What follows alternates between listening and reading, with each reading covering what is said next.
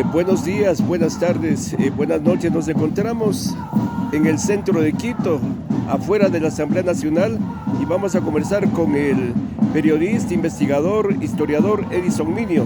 Edison trabajó durante 40 años en la Asamblea y hizo las labores de periodista y también de otras actividades. ¿Cómo ve Edison Minio ahora esta asamblea? Que antes había más libertad para que los ciudadanos vengan, ingresen, la visiten, pero ahora me cuentan que es todo un galimatías ingresar a la asamblea, Edison. Hola, qué gusto, amigo, compañero de la universidad, Jacinto, pues con quien hemos desarrollado este trabajo. Mira, sí, yo trabajé 40 años y además desarrollé el proyecto de visitas guiadas, aprovechando que aquí hay 3 murales históricos espectaculares que el mundo tiene envidia: Mideros, Imbabureño, Osvaldo Guayasamín, y uno de Carrasco Cuencano, que está en uno de los salones. Pero además, adentro tienes tú el archivo histórico legislativo, que tiene más de 10 millones de objetos y de documentos originales. Empezamos con un decreto del aquel entonces presidente de la Gran Colombia, Simón Bolívar. Esos son de los archivos que tenemos, aparte de todo lo que se les pueda ocurrir. Y desde 1939, el archivo de audio de Radio HCJB y de Radio Nacional del Ecuador, que transmitían las sesiones. Todo esto estaba abierto al público, se podía visitar colegios, universidades. Hoy tienes que hacer una solicitud con 24 horas de anticipación y explicando a quién vienes a ver y por qué vienes a visitarles. Es el miedo a la gente, lamentablemente.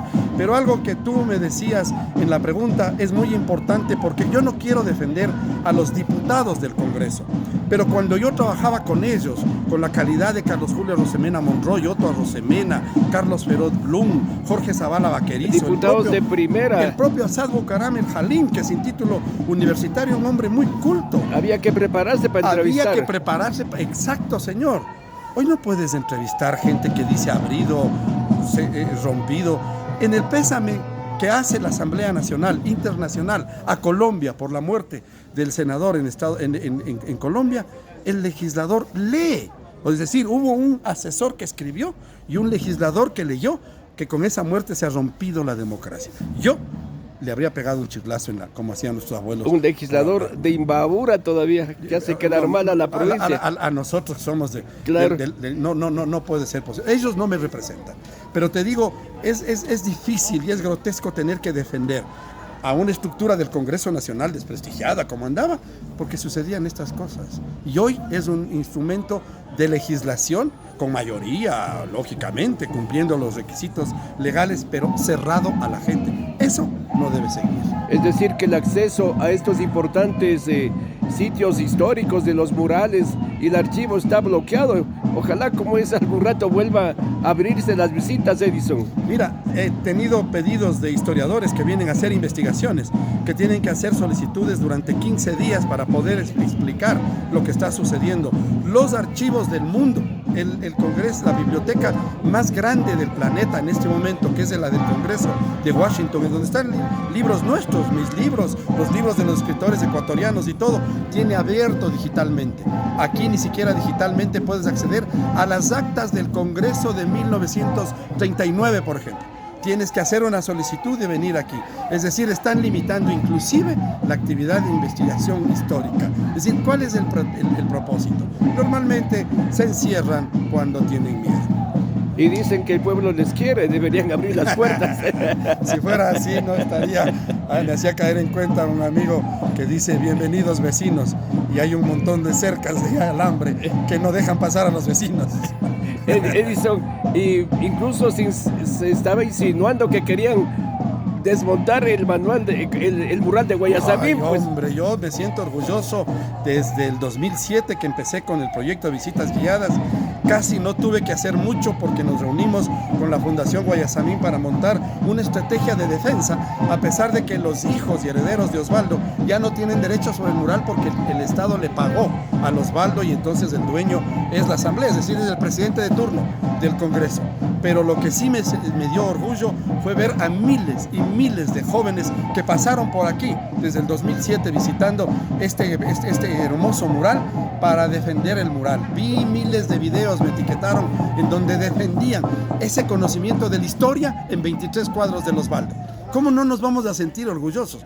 Pero ¿cómo respetar a peregrinos que proponen ideas tan estúpidas como pretender sacar este mural cuando es el único lugar de sesiones legislativo en el mundo que tiene un mural de uno de sus mejores pintores? Estamos conversando con Edison Miño, quien es historiador, periodista, investigador.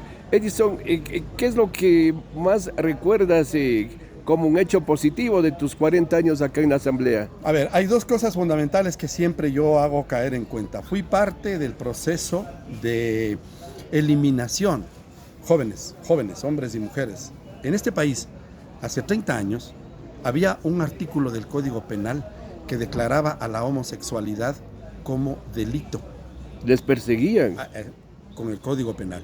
Fui parte de una movilización así como esta en aquel entonces y logré armar y estar con quienes diseñamos la estrategia de una sesión, sacándoles con algún engaño a los legisladores social cristianos, que eran los más radicales en ese sentido, algún evento que salieron, montamos un evento fuera de Quito, les mandamos y se quedó la mayoría exacta aquí para aprobar la eliminación del artículo que penaba a la homosexualidad. Y otro detalle importantísimo fue que la legisladora en aquel entonces, Cecilia Calderón de Castro, tú y yo vivimos en nuestra juventud esa obligatoriedad por el odio que teníamos al Perú con los conflictos territoriales y teníamos que inclusive ser convocados obligatoriamente a la conscripción y estar preparados y todo lo demás.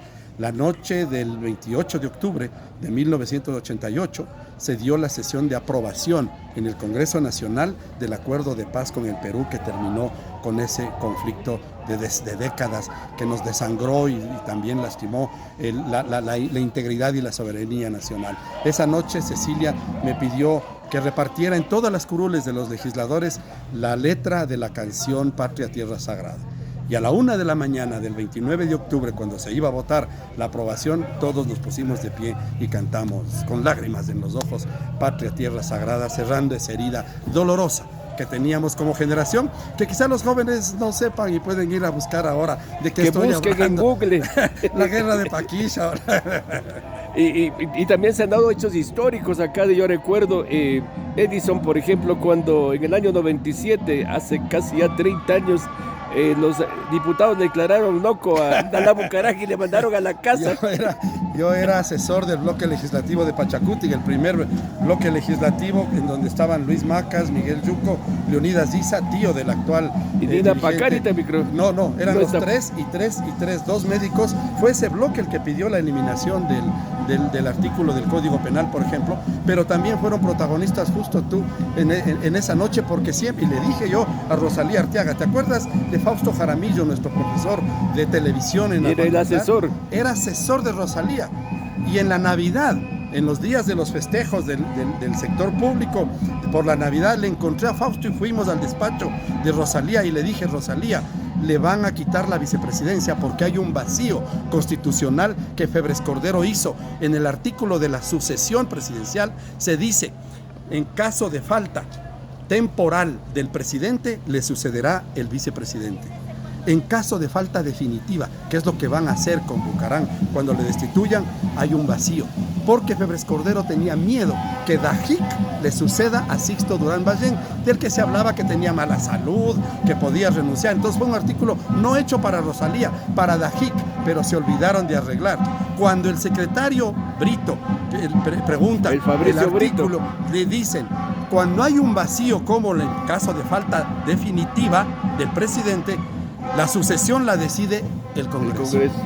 Y esos decidieron crear un presidente interino y entregarle. Como le dije yo a Paco Moncayo, que es el jefe del Comando Conjunto, cuando nos explicaron esto, yo le expliqué en papel, con esfero, todo lo que pasaba. El robo es legal, le robaron legalmente. Porque debió ser presidenta Rosalía Arteaga y porque le dejaron ser presidenta 3 días. 3 días, ¿sabes para qué? Para que cobre las 2 pensiones vitalicias. De presidenta y vicepresidenta. Sí, señor.